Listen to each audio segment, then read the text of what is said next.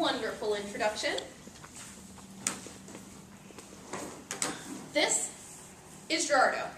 He's a coffee farmer from Costa Rica who, according to Fairtrade USA, is also one of about 125 million people worldwide who depend on coffee for an income. Before being introduced to Fairtrade, Gerardo and his family were on the verge of bankruptcy. Fairtrade USA also states that this kind of financial strain often results from farmers living in remote locations and lack of access to credit. With those conditions, Gerardo was vulnerable to middlemen who offer cash for his coffee at a fraction of its value. Now, I'm sure many of you are thinking that, as college students, the plight of Gerardo is irrelevant. There's nothing that you can do to help. But you're wrong. So, in order for you to appreciate what Fairtrade can do for you and Gerardo and the world, I will motivate you to make the conscious decision to shop Fairtrade, which will make you proud of the products you consume and own. All over the world, people are mistreated and abused in the name of business and consumerism. As Iowa residents, most of us know at least one farmer and have a general understanding of the work involved in the profession that has made Iowa one of the largest agricultural hubs in the United States. But other countries, continents, and nations have not been so lucky. Child and forced labor is prevalent, heavily prevalent, in countries that may be considered developing or third world. The International Labor Organization states that child labor is often defined as work that deprives children of their childhood, their potential, and their dignity. And that is harmful to the physical and mental development of those children. On the other hand, forced labor refers to situations in which persons are coerced to work through use of violence or intimidation.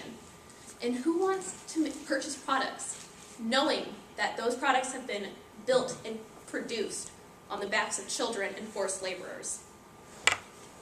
The Department of Labor found in its list of goods produced by child labor or forced labor that 75 countries around the world use child or forced labor, with most of the products created through that labor being agriculturally based.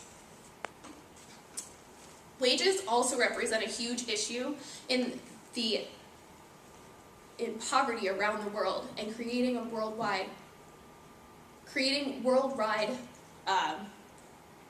fairness. The World Bank in 2013 stated that 767 million people live on less than $1.90 a day. World Bank also states that a vast majority of the global poor live in rural areas, are poorly educated, and are mostly employed in the agricultural sector. So, how can Fairtrade help? Well, Fairtrade USA works with international suppliers to ensure farmers and workers producing Fairtrade certified goods are paid fair wages, fair prices, work in safe conditions, protect the environment, and receive community development funds to empower and uplift their communities. So, the first issue that the world is facing, and therefore you are facing, is poverty. Many of you stated that you're service-minded individuals, that you care about people of the world. And therefore, you should be interested in an easy option to reduce poverty. The Fairtrade Premium is the extra sum of money that a farmer and worker organizations receive to invest in projects of their choice. Farmers around the world can choose to spend that extra money on improving their business, thus improving their products. Workers can invest in better housing, increasing the worldwide standard of living. And producers might spend their extra funds on building infrastructures for their communities and improving their standard of living for everyone. Many of you stated that price was moderately important to you in your purchasing decisions. And I know many of you must be thinking that these products are out of your reach. And although it is true that you will pay just a little bit more for these products, it isn't an overwhelming difference. And you also get to know that with your dollar, you're supporting fair wages for farmers and children all over the world. Another issue that we face globally is sustainability. Being green, saving the planet, all that jazz. It's kind of important to, the existence of humans. So Fairtrade USA states that protecting the environment goes hand in hand with protecting the future livelihoods of local communities. The organization also states that its minimum price acts as a safety net to ensure that coffee farmers will receive a price that covers their average costs of sustainable production. sustainability is also created through community empowerment by creating a more equal global trade model. Fair trade doesn't create dependency the way aid does. When you send aid to foreign countries, it doesn't help their living. They just get a little bit extra food every once in a while, or a little bit extra money every once in a while. Fair trade helps farmers set up practices to create sustainability, to allow them to be financially independent. So at this point, many of you are probably thinking, okay, that's all well and good, but what does the sustainability of a cocoa plantation in Ghana have to do with me? Well, practicing sustainable farming will help farmers become economically stable, thus increasing their quality of life, their education, among other benefits. Fair Trade America states that in recent years, many of the world's cocoa trees have been damaged by disease, climate change, and the fact that they're simply old. Can you all imagine a world without chocolate? How upset would you be?